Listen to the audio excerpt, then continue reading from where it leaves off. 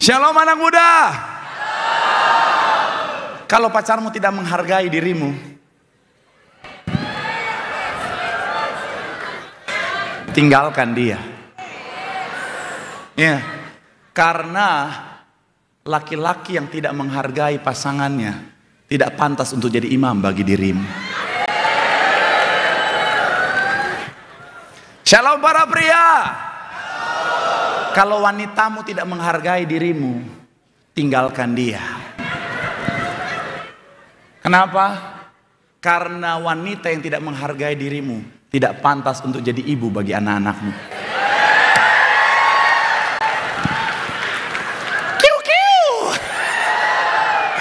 Ada banyak orang di luar sana, kenapa mereka tinggalkan Tuhan? Karena mereka nggak punya pemahaman yang benar.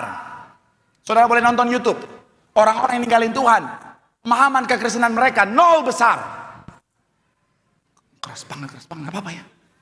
Saudara boleh nonton YouTube, orang-orang yang ninggalin Tuhan karena mereka nggak paham iman yang benar. Nah, tugas kita kasih tahu kebenaran. Jangan cuma lihat orang pindah, saudara. Yudas lu.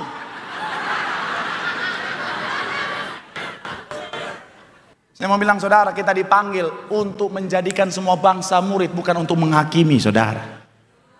Jadi kita harusnya punya tanggung jawab untuk ngajar kebenaran, kasih tahu kebenaran.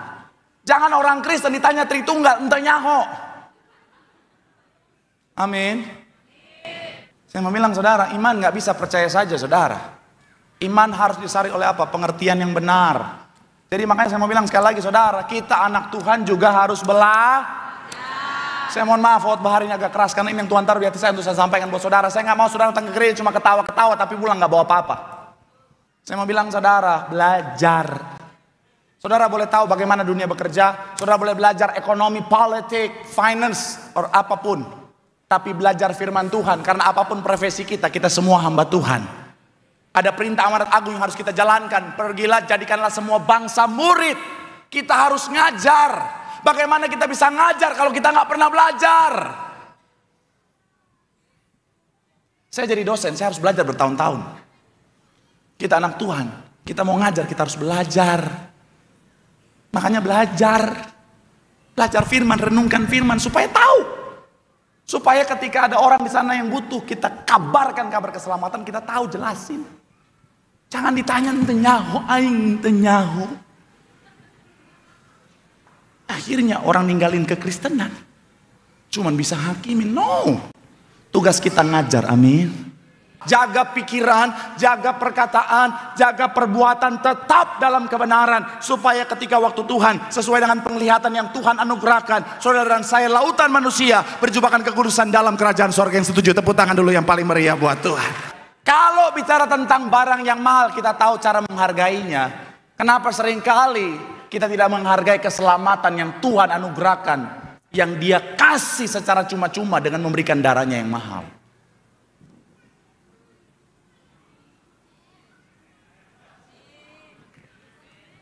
Emang akhir bulan kalau khotbah keras tuh.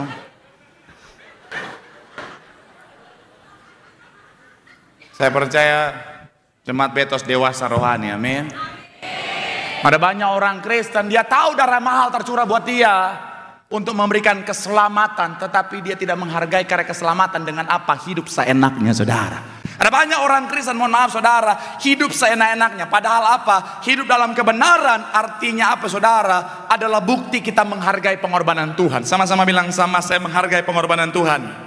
Sama-sama bilang, sama saya hidup dalam kebenaran. Nah, kalau kita sering kasih makan kedagingan, kita nggak mau sangkal kedagingan kita nggak mau matikan kedagingan kita, kasih makan kedagingan kita dengan dosa, terus. Kedagingan itu makin hari makin besar. Dan akhirnya apa? Menguasai kita, saudara. Makanya ada banyak orang bisa lakukan dosa tanpa rasa bersalah. Pernah lihat orang bikin dosa santai aja? Orang kalau nggak biasa dosa, kedagingan belum menguasai dia, ketika bikin dosa, itu tersiksa, saudara. Saudara, kalau suami saudara nggak biasa bikin dosa, ketika dia bikin dosa, pulang rumah gemeter. Oh Tuhan, papa ada apa? Nggak papa. Coba kalau udah biasa bikin dosa. Pulang rumah, shalom mama. Ada sukacita. Praise the Lord. Orang kalau udah biasa bikin dosa, habis bikin dosa pun bisa ngomong kebenaran, saudara. Sampai setan aja bilang, keren banget loh. Gue aja nggak bisa sandiwara begitu.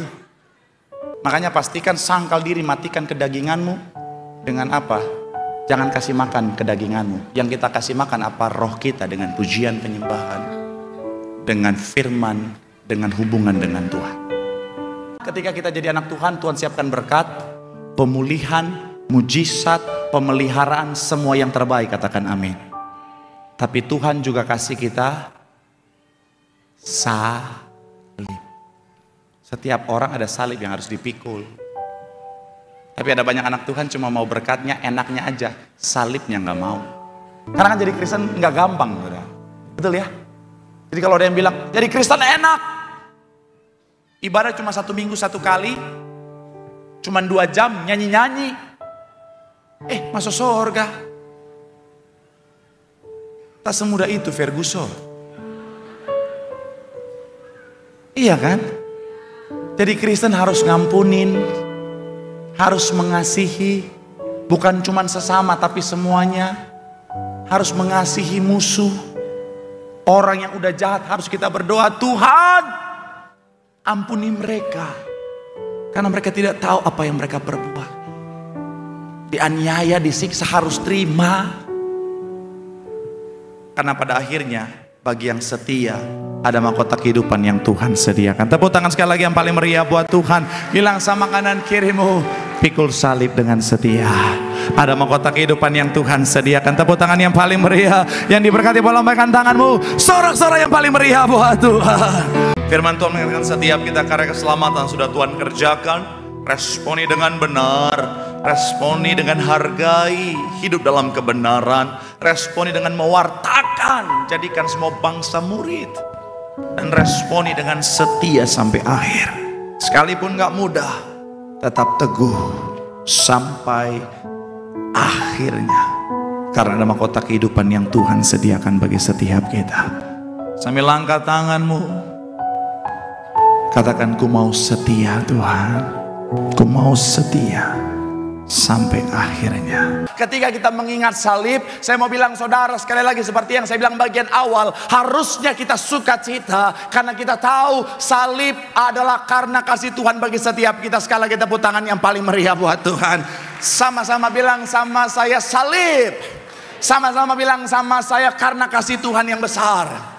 Amin. Jadi kalau saudara dan saya melihat salib, saudara dan saya melihat kasih Tuhan, dan Tuhan memberikan kita contoh bagaimana seharusnya kasih itu diaplikasikan, yaitu apa? Dengan pengorbanan. Sama-sama bilang sama saya kasih.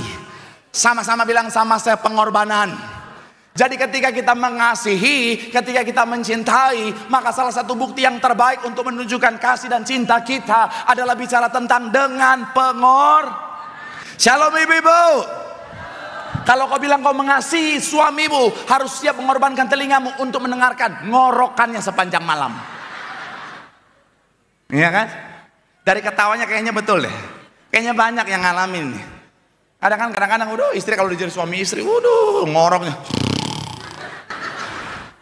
Tapi kalau masih ketemu yang ngoroknya satu nada, enak bu. Betul ya? Yang ngoroknya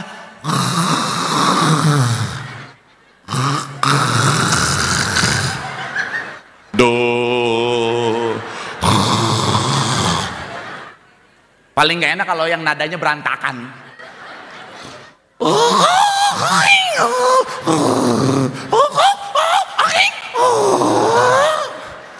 Setiap tidur mimpi setan.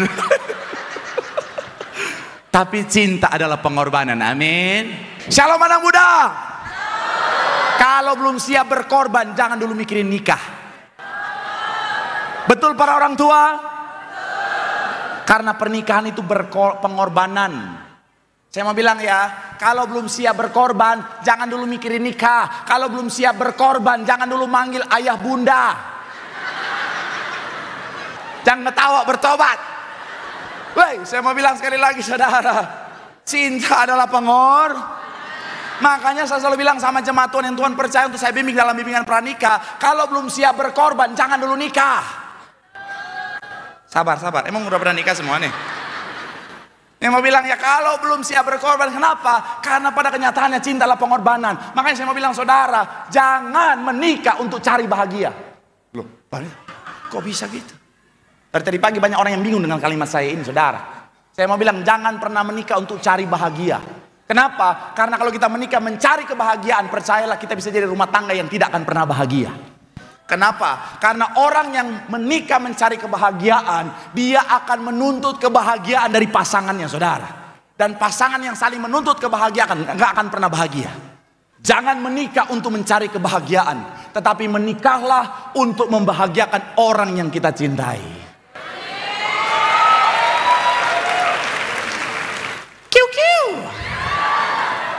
Kenapa? Karena begini saudara, kalau kita menikah untuk membahagiakan orang yang kita cintai, sekalipun kita nggak bahagia, kita akan berusaha untuk membahagiakan orang yang kita cintai. Maka akhirnya apa? Pasangan yang saling membahagiakan akan menjadi pasangan yang paling bahagia. Tepuk tangan dulu yang paling meriah buat Tuhan. Harusnya kita sukacita karena kita tahu salib adalah karena kasih Tuhan bagi setiap kita. Sekali lagi tepuk tangan yang paling meriah buat Tuhan. Sama-sama bilang sama saya salib. Sama-sama bilang sama saya karena kasih Tuhan yang besar. Amin. Jadi kalau saudara dan saya melihat salib, saudara dan saya melihat kasih Tuhan, dan Tuhan memberikan kita contoh bagaimana seharusnya kasih itu diaplikasikan, yaitu apa? Dengan pengorbanan. Sama-sama bilang sama saya kasih. Sama-sama bilang sama saya pengorbanan.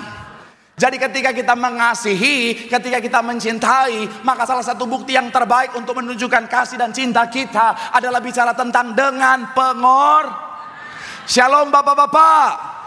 Kalau kau bilang kau mengasihi istrimu pak, ada pengorbanan untuk istrimu.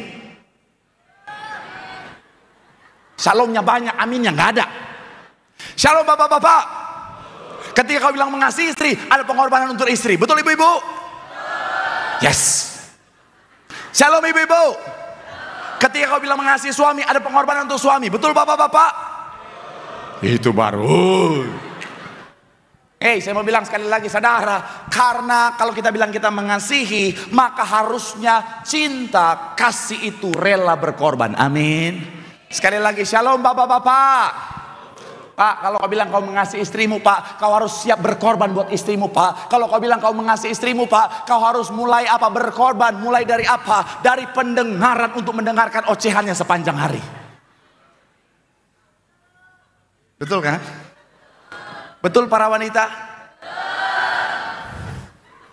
Karena memang wanita itu, apalagi kalau sudah menikah, darah Yesus, tingkat cerewetannya meningkat dibanding waktu dia masih jadi pacar. Kalau waktu masih jadi pacar pendiam. Kamu ngomong dong, aku memang pendiam. Pas udah jadi istri, tapi itulah cinta pak. Ketika kau bilang mencintai, kau rela mengorbankan telingamu untuk ocehannya sepanjang hari. Karena seperti yang saya bilang, wanita itu memang punya karunia ngomong.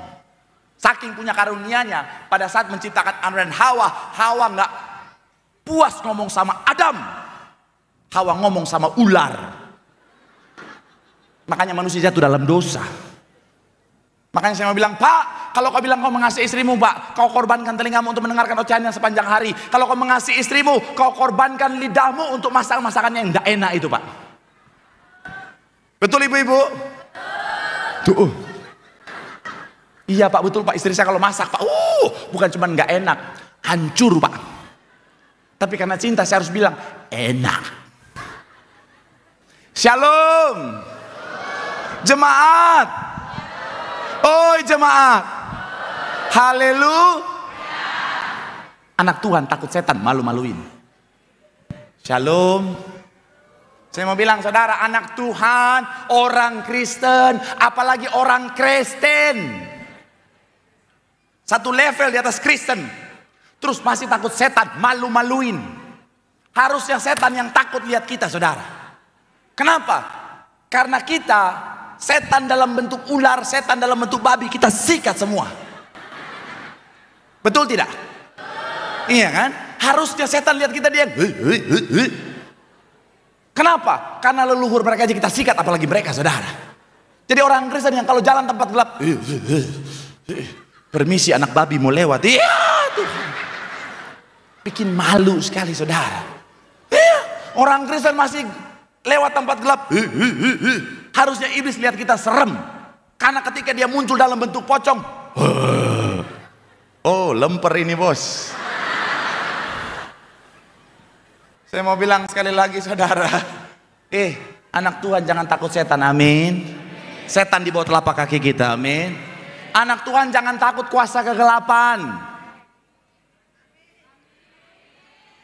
Penakut semua di sini. Aduh Pak Pendeta, aduh banyak dukun, Pak Pendeta, dukun itu dukun-dukun hebat. Segala kuasa pelet santet nggak punya kuasa atas kita. Kenapa? Karena roh dalam kita lebih besar, amin. Dulu kan saya masih ya udah Kristen KTP lah ya. Jadi dulu pacaran juga pokoknya gelap terang sikat. Selama cantik sikat. Akhirnya di saat itu saudara saya sudah sadar, saya bilang aduh gimana nih, saya kan nggak mau pacaran buang-buang waktu. Saya bilang sama dia, aku nggak mau seperti ini terus. Jadi yuk kamu ikut aku. Dia juga nggak mau, jadi kita keras satu sama lain. Akhirnya saya bilang ya udah maaf, kalau gitu aku nggak bisa, karena aku nggak mau tukar Yesus. Sekali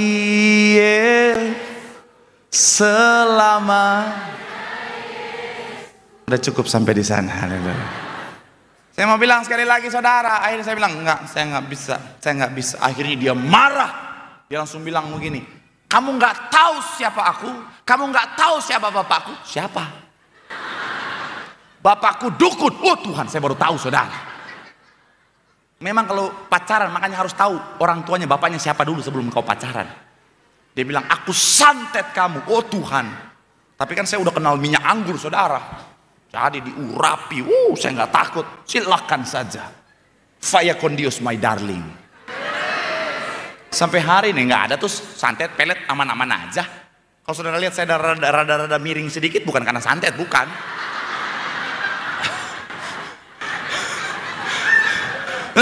Karena saya suka lihat jemaat sukacita aja saudara. Amin. Saya mau bilang saudara nggak usah takut, amin. Oh Pak, tapi masalahnya Pak ini Pak ada orang. Saya mau bilang sekali lagi saudara, tidak ada kuasa yang melebihi kuasa Tuhan kita yang luar biasa. Tepuk tangan dulu yang paling meriah buat Tuhan. Termasuk bicara tentang segala kutuk. Mungkin karena kelalaian orang tua kita, mungkin karena kelalaian orang tua kita, kesalahan orang tua kita, akhirnya apa? Kita lahir dari keluarga yang, mohon maaf saudara, ada kutuk keturunan di sana, ada yang namanya kutuk kuasa kegelapan di sana. Saya mau bilang saudara jangan takut. Kenapa? Karena ketika kita mau datang sama Tuhan, kuasa salib mematahkan segala kutuk. Tepuk tangan yang paling meriah dulu buat Tuhan. Shalom anak muda. Segala kutuk sudah dipatahkan. Makanya stop lagu-lagu yang ku rindu dan kutukan mantan tak bisa dilepaskan. Kata siapa? Cuma saya doang yang main TikTok di sini. Kutukan mantan tak bisa. Kata siapa? Di dalam Tuhan kita lepas dari segala kutuk. Amin. Bilang sama kanan kirimu, salib bicara tentang kemenangan. Karena Tuhan sudah menang bagi setiap kita. Tepuk tangan yang paling meriah buat Tuhan. Haleluya. Bilur Tuhan Yesus, dan itu yang membawa kesembuhan bagi setiap kita. Makanya gereja kita, gembala sidang kita diperintahkan kembalikan kuasa di balik apa? Tubuh dan darah Yesus. Karena di dalam tubuh dan darah bilur Tuhan Yesus ada kesembuhan. Katakan amin. Dan ini harus diimani sebagai benar-benar tubuh dan darah, bukan lambang saudara. Karena hanya dalam tubuh dan darah lah ada kuasa. Katakan amin. Makanya di gereja kita ada banyak mujizat Tuhan yang luar biasa. Dalam perjalanan pelayanan saya bersama dengan gembala sidang, dalam perjalanan pelayanan saya saudara, yang Tuhan izinkan di gereja ini saudara, ada banyak mujizat yang bisa saya saksikan saudara. Ada seorang yang sudah divonis dokter kanker level yang cukup parah, tapi bisa ngalamin kesembuhan saudara. Ada orang yang ada benjolan besar saudara, hari Minggu dia datang untuk minta doa karena hari Senin mau ada pengecekan untuk operasi saudara. Didoakan saudara, ketika dia periksa lagi dokter bilang kamu gak perlu operasi, tumornya sudah mengecil dan akan hilang dengan sendirinya. Bahkan ada bayi-bayi dalam kandungan saudara, dikatakan bocor jantung, sembuh Tuhan, gantikan jantung yang baru. Bahkan ada yang sudah meninggal, mohon maaf saudara, dalam kandungan. Gembala sidang kasih minyak urapan, kasih perjamuan kudus. Yang sudah meninggal dalam kandungan bisa bangkit lagi saudara. Karena apa?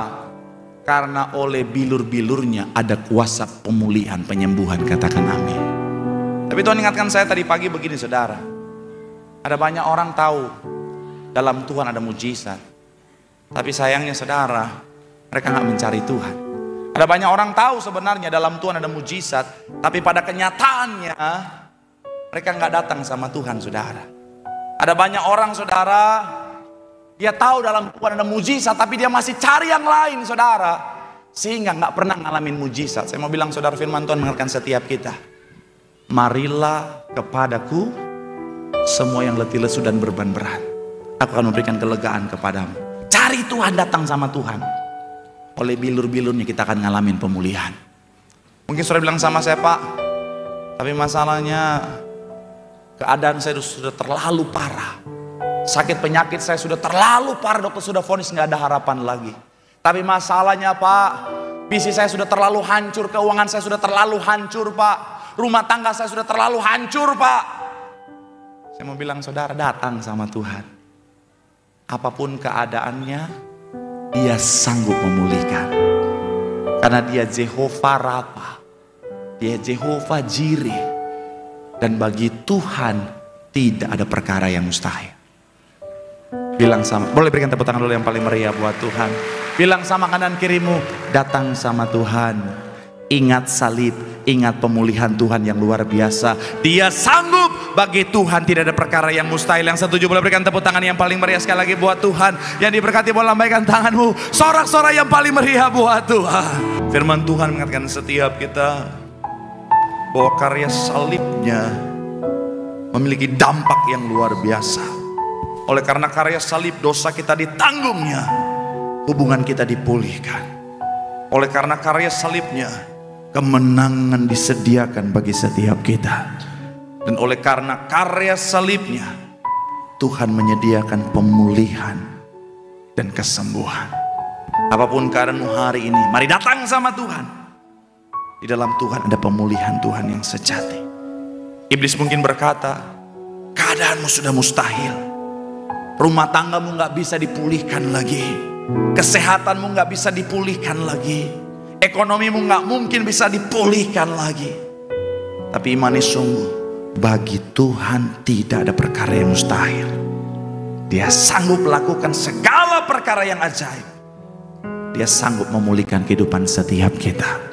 Sambil angkat tanganmu katakan, aku percaya Tuhan, Kau Tuhan sanggup membawa pemulihan yang sempurna bagi hidup. Sekali lagi tepuk tangan yang paling meriah buat Tuhan. Dan saya mau bilang saudara, kebangkitan Tuhan itu salah satu peristiwa yang sangat fenomenal saudara, peristiwa yang sangat spektakuler saudara. Kenapa? Karena ada seorang pribadi yang mengalahkan maut. Dan saya mau bilang saudara, saking fenomenalnya, saking spektakulernya saudara, akhirnya ada orang-orang yang berusaha untuk menutupi kejadian ini saudara. Kenapa? Karena sekali lagi saya mau bilang saudara, melalui kebangkitan dia sementara mendeklarasikan keilahiannya saudara. Dan saya mau bilang orang-orang berusaha untuk menutupi itu saudara. Dan kita tahu bersama di Alkitab tercatat, ketika Tuhan Yesus bangkit, maka para imam-imam berusaha untuk apa saudara? Mengaburkan berita kebangkitannya dengan apa? Membayar orang-orang pada waktu itu saudara untuk berkata, oh kalau dia tidak ada dalam kuburnya, bukan karena dia bangkit, tetapi karena murid-muridnya mencuri jasadnya, murid-murid yang mencuri tubuhnya. Tapi akhirnya apa saudara? Kebohongan itu sangat mudah dipatahkan. Kenapa? Karena Tuhan menampakkan diri bukan hanya kepada murid-muridnya saja, tetapi kepada banyak orang pada saat itu saudara. Dan semua orang menyaksikan kebangkitan Tuhan yang luar biasa. Dan akhirnya apa saudara? Ada juga yang akhirnya mencoba membuat kebohongan bahwa apa? Oh, kenapa dia ada muncul di depan banyak orang, dia tidak mati? Karena memang dia tidak ngalamin kematian. Bukan karena dia bangkit, tetapi yang disalibkan adalah orang yang diserupakan wajahnya. Yang disalibkan adalah Yudas Iskariot. Ada lagi yang bilang yang disalibkan adalah Yusuf Arimatea dan lain sebagainya. Tapi saya mau bilang saudara, kebenaran tetaplah kebenaran. Amin. Tidak ada yang bisa menutupi kebenaran. Yesus sudah mati dan dia sudah bangkit bagi setiap kita. Tepuk tangan yang paling meriah buat Tuhan. ingat kebangkitan Tuhan, maka iman kita juga dibangkitkan. Ingat kebangkitan Tuhan, kita lihat Tuhan kita mengalahkan maut. Tuhan kita melakukan perkara yang luar biasa, perkara yang ajaib. Saya mau bilang saudara, iman kita juga harus bangkit, katakan amin. Karena anak Tuhan harus punya iman yang besar. Tuhan lakukan perkara yang besar. Yang tadi pagi Tuhan taruh di hati saya begini saudara.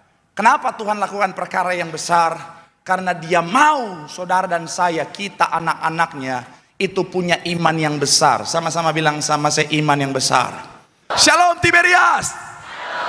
Anak Tuhan imannya harus besar. Mantap. Karena saya mau bilang saudara, iman kita menentukan pencapaian kita. Pak, tapi kan dalam Alkitab dikatakan biji sesawi, Pak. Alkitab mencatat apa? Jika kau punya iman sekecil biji sesawi. Shalom. Jika kau punya iman sekecil bisa biji sesawi kah? Ini Kristen bukan sih? Walaupun Kristen napas, mbok ya tahu Alkitab gitu. Apakah dipakai kata sekecil biji sesawi atau sebesar biji sesawi? Yang bilang sekecil boleh angkat tangan. Yang bilang sebesar boleh angkat tangan. Terus yang lain jawab apa? Alkitab mencatat jika imanmu sebesar. Kenapa? Karena jenisnya adalah benih. Kalau saudara perhatikan bahasa aslinya saudara, ini bicara tentang benih yang bisa bertumbuh menjadi besar. Saya mau bilang saudara, karena harapan Tuhan, keinginan Tuhan, kita punya iman yang besar, katakan amin. Karena Alkitab mencatat iman adalah dasar. Ibrani 11 ayat 1, iman adalah dasar, iman adalah fondasi. Artinya apa? Iman kita akan menentukan sebesar pencapaian kita. Kalau imanmu kecil, mohon maaf, pencapaianmu kecil. Kalau imanmu besar, maka pencapaianmu pasti luar biasa, katakan amin. Dan itu yang Tuhan mau. Jadi anak Tuhan harus punya iman yang besar. Saya suka gemes lihat anak Tuhan imannya udah ditebus dengan darah yang mahal. Ya Pak, aku mah apa atuh? Aku mah hanya remahan rengginang. Remahan rengginang. Aku mah apa? Aku Pak Pendeta. Aku mah hanya gorden warteg. Hei, saya mau bilang saudara, kita ditebus dengan darah yang mahal. Pekerjaan Tuhan itu luar biasa supaya iman kita juga besar, supaya pencapaian kita luar biasa. Amin. Saya mau bilang saudara, siapapun saudara, apapun latar belakangmu, dari keluarga yang seperti apapun, imanmu harus besar. Amin. Jangan jadi anak Tuhan yang GGD. Tahu GGD? Apa? Yes, 2 juta rupiah. Jangan minta sama saya, minta sama Pak Koordinator. Tuhan gak mau kita GGD, gitu-gitu doang. Yang Tuhan mau kita luar biasa, amin. Supaya melalui pencapaian kita, keberhasilan kita, nama Tuhan dipermuliakan. Tepuk tangan yang paling meriah buat Tuhan. Makanya gembala sidang kita selalu bilang apa? Anak Tuhan, saudara dan saya, Bonerges, anak muda Tiberias, harus punya roh the best, the biggest di bidangnya. Amin. Bukan roh gitu-gitu aja, enggak. Harus the best, the biggest, amin. Dimanapun kita harus punya pencapaian yang besar, amin. Supaya melalui pencapaian kita nama Tuhan dipermuliakan. Tepuk tangan sekali lagi yang paling meriah buat Tuhan. Siapapun dirimu, apapun latar belakangmu, dari keluarga yang seperti apapun engkau, milikilah iman yang besar. Dengan iman yang besar kau akan melihat perkara yang besar terjadi. Tepuk tangan yang paling meriah buat Tuhan. Termasuk mujizat yang besar. Kenapa gembala sidang kita bisa menyatakan mujizat Tuhan yang luar biasa? Karena iman mereka iman yang besar, bukan iman yang setengah-setengah. Mohon maaf ya, orang kalau datang ke gereja, saya harus bilang ini saudara, di gereja ini ada kuasa, amin. Tuhan perintahkan gembala sidang kita mengembalikan kuasa di balik perjamuan kudus dan minyak urapan. Tetapi saudara akan terima mujizat atau tidak, itu tergantung imanmu. Karena mujizat itu pertemuan antara kuasa Tuhan dan ada saat dimana Tuhan gak lakukan mujizat, bukan karena kuasanya gak ada, tapi orang-orang di sana gak punya Ingat kisahnya? Gak apa-apa kita serius dikit ya. Kita berteologi sedikit deh. Kasian Jamal. Iya kan, ada kan? Ada saat dimana Tuhan gak lakukan mujizat, bukan karena dia gak punya kuasa, tapi gara-gara orang di sana gak punya iman, saudara. Jadi sekali lagi saya mau bilang, saudara, kita harus punya iman yang besar. Saudara datang ke gereja, Saudara terima perjamuan kudus, saudara terima minyak urapan. Saya mau bilang saudara, kuasanya ada, tetapi bisa-bisa saudara nggak terima mujizat kalau saudara nggak punya iman. Shalom. Saya mau bilang saudara, sekalipun saudara mandi minyak urapan, kalau nggak ada iman, mohon maaf, bisa-bisa mujizat tidak terjadi. Makanya saya bisa melihat orang tuh terima mujizat atau tidak kadang-kadang dari semangatnya dia, saudara. Karena iman bisa dilihat dari situ, saudara. Punya semangat atau tidak. Kalau dia datang ke depan altar call,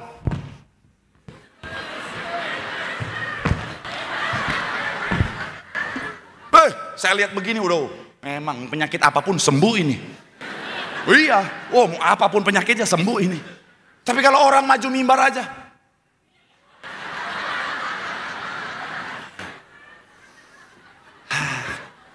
Pak Pendeta, saya mau bilang saudara miliki iman yang besar, amin. Tadi pagi saudara ada seorang ibu datang sama saya dan dia bilang begini, Pak Pendeta masih ingat saya lihat ibu ini, saya ingat dia. Kenapa? Karena minggu lalu dia datang nangis-nangis sama saya. Dia bilang, Pak Pendeta tolong doakan saya. Dokter vonis Pak Pendeta saya ngalamin penyumbatan di jantung yang parah dan harus pasang ring Pak Pendeta. Tapi karena usia saya sudah cukup lumayan senior, saya takut Pak Pendeta. Akhirnya saya kasih minyak urapan, kita doa sama-sama. Saya bilang, Tuhan tangan ini ada kuasa, mulut ada kuasa, doanya dijawab Tuhan. Tadi dia datang sama saya, dia bilang, Pak Pendeta saya periksa ke dokter, dokter bilang jantung saya sudah bersih, bebas ring. Tepuk tangan yang paling meriah buat Tuhan. Saya mau bilang saudara miliki iman yang besar. Sama-sama bilang sama saya kebangkitan Tuhan. Sama-sama bilang sama saya membangkitkan iman saya. Mujizat Tuhan yang besar, pencapaian yang besar pasti jadi bagian dalam kehidupanku. Tepuk tangan yang paling meriah buat Tuhan. Haleluya. Kebangkitan membangkitkan kekuatan. Sama-sama bilang sama saya membangkitkan kekuatan. Karena Tuhan kita mengalahkan maut. Saya mau bilang saudara, anak Tuhan harus punya kekuatan. Amin. Jadi anak Tuhan jangan lagi bilang, oh saya lemah Pak Pendeta, saya mah lemah Pak Pendeta, saya nggak bisa Pak Pendeta, saya lemah Pak Pendeta, aduh Pak Pendeta saya nggak kuat Pak Pendeta. Malu-maluin Tuhan. Ya mungkin kita manusia terbatas, betul ya. Kita manusia mungkin terbatas, kita punya kekuatan yang terbatas. Tapi karena ada Tuhan yang sudah bangkit dalam setiap kita, kita cakap menanggung segala perkara. Karena ada Tuhan yang sudah bangkit dalam kita, saya mau bilang saudara, tantangan mungkin berat, masalah mungkin berat, beban mungkin berat, tapi dengan bangga kita bisa berkata segala perkara dapat kutanggung dalam Tuhan yang memberikan kekuatan. Tepuk tangan yang paling meriah buat Tuhan. Shalom bapak-bapak. Saya tahu Pak, jadi seorang kepala keluarga nggak mudah. Jadi seorang suami, jadi seorang ayah di dunia yang makin hari makin berat. Hari-hari ini Pak, saya tahu nggak mudah Pak. Dengan tanggung jawab yang makin berat hari-hari Pak, nggak mudah Pak. Makanya zaman sekarang ada banyak bapak-bapak sering nongkrong depan teras sambil minum kopi berjam-jam karena banyak pikiran. Mikirin bagaimana mau cari tambahan, bagaimana biar anakku bisa sekolah, bagaimana anak-anakku ini walaupun sekolah di sekolah Kristen harganya nggak Kristen itu bisa terpenuhi semuanya. Bagaimana istriku bisa terpenuhi semuanya. Saya mau bilang, Pak, saya ngerti Pak, nggak mudah Pak. Tapi jangan bilang kau lemah Pak. Amin. Karena ada Tuhan yang kuat di dalammu. Amin. Jadi jangan bilang, Pak saya nggak kuat Pak. Mana bos saya nggak punya perasaan lagi Pak. Saya udah soak, udah mau tipes Pak. Bukannya dikasih istirahat, dikasih motivasi Pak. Memang ada bos-bos yang memang kadang-kadang begitu. Karyawan udah, saya udah nggak kuat. Yuk bisa yuk, yuk bisa yuk, yuk bisa yuk.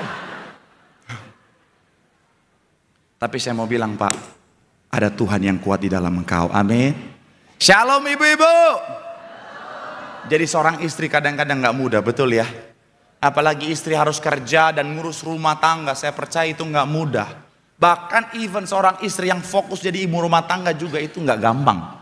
Makanya saya suka komplain, ada yang bilang begini, bapak-bapak, Pak, istri saya cuma jadi ibu rumah tangga. Cuma,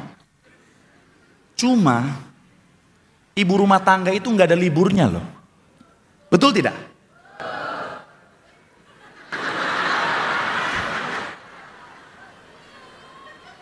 Ibu rumah tangga itu kerja 7 hari seminggu. 24 jam. Sabar bu, sabar. Mentang-mentang dibela, betul. Iya loh. Ibu rumah tangga itu non-stop. Kapan dia istirahat? Hanya ketika anaknya tidur.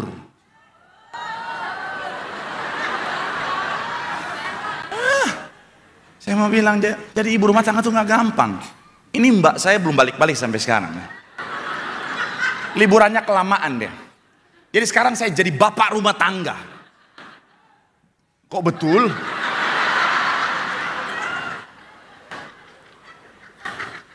Itu saya ngalamin, oh tidak mudah. Oh Tuhan, apalagi anak banyak, lari-lari begini juga. Lagi cuci piring, anak udah manjat-manjat. Lagi ngepel, anak lari-lari bawa gunting. Dari mana itu gunting? Darah Yesus Tuhan.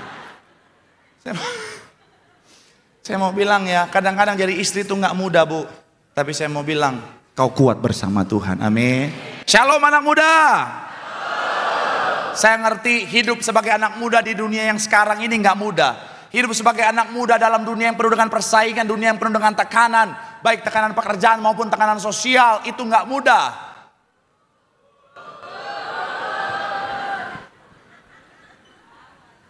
Tapi saya mau bilang, kau punya Tuhan yang kuat di dalam. Jadi jangan bilang, saya nggak kuat pak, saya nggak bisa pak. Ada tantangan dikit, aku tuh nggak bisa kayak gini. Ada masalah dikit, oh my god, mental health, aku tuh, oh my god. Memang gitu, anak-anak zaman sekarang ngomong udah kayak orang kena stroke ringan. Oh my god, aku tuh begitu, lo tuh nggak ngerti gue, hey. Baru dimarahin bos dikit langsung, oh my god bos, aku tuh toksik banget. Aku mau resign. Akhirnya apa? CV-nya isinya resign semua. Saya mau bilang saudara, anak Tuhan harus kuat, amin. Shalom anak muda. Mau yang kuat napa? Apalagi yang baru putus itu ya. Yang jomblo boleh angkat tangan?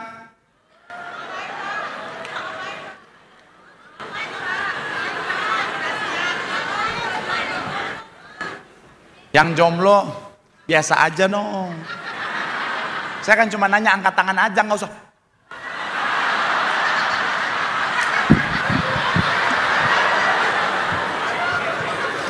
Kelihatan nyari banget gitu.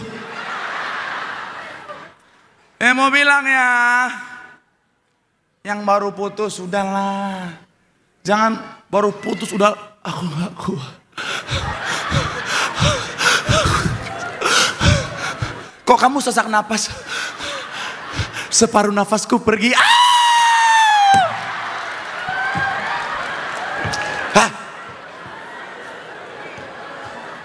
Yang opo-opo ikutan. Udah lewat pong, udah lewat.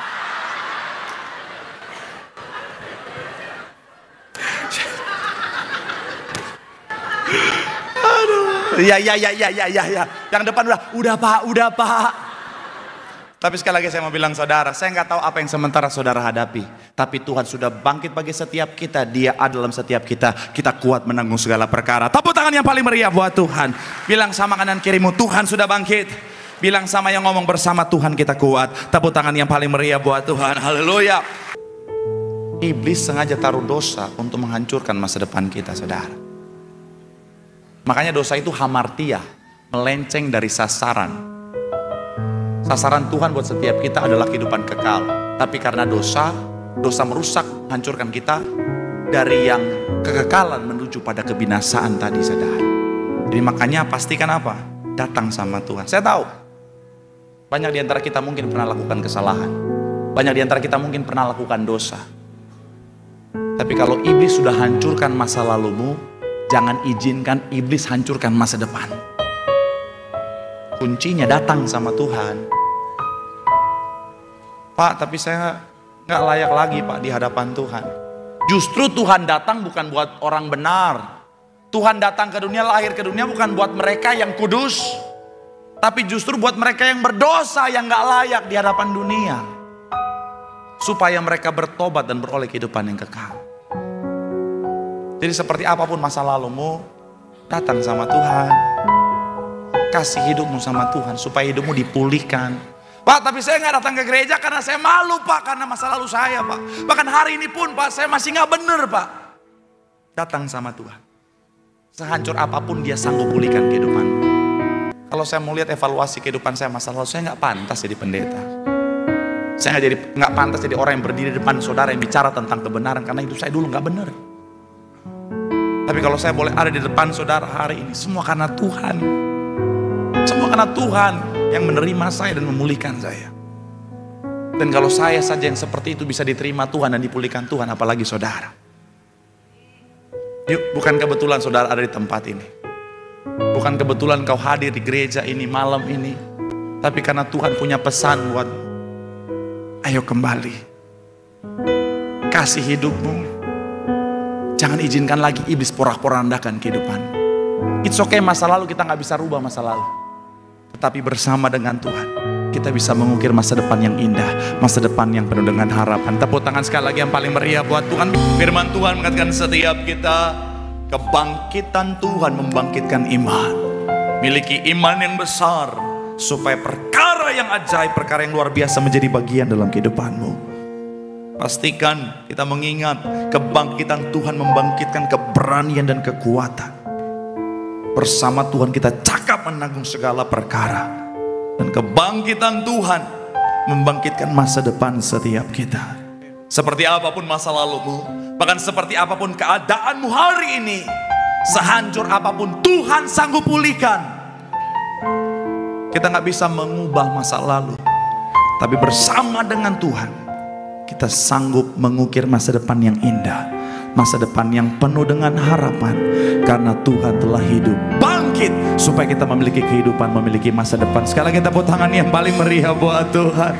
Sambil angkat tanganmu di hadapan Tuhan, ucap berkat untuk masa depanmu, ucap berkat untuk masa depan anak-anakmu, ucap berkat untuk masa depan keluargamu, rumah tanggamu, bisnismu, karirmu. Biar Tuhan yang pegang masa depanmu. Makasih Tuhan, terima kasih Tuhan.